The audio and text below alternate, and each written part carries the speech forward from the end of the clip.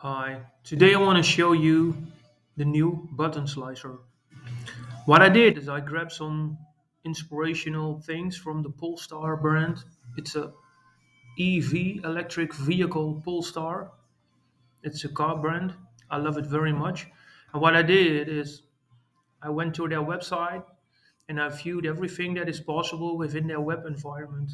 And my first thoughts were, okay, this would be amazing to be part of Power BI. So what I did is I created this car configurator within Power BI and also the new button slicer that I've worked on with the Power BI core visual team and the Microsoft developers and designers. So for me, it was a practical thing.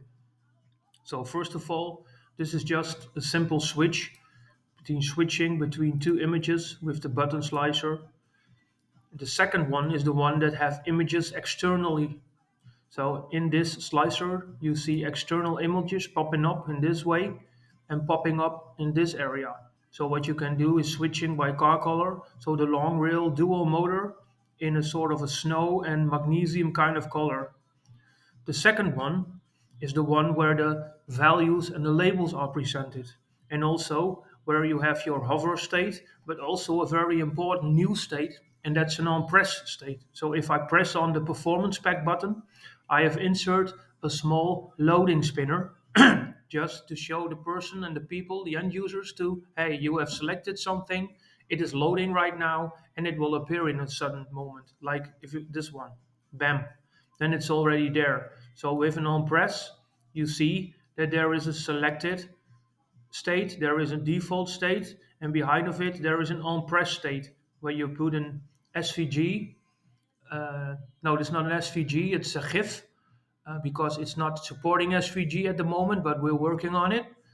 And the third one is just an old school checklist kind of thing, together with some secondary labels on the right side of it, where you can just bring in a check and unchecked. But with this on press, I still use the on press in this kind of situations when you can switch this information by yourself.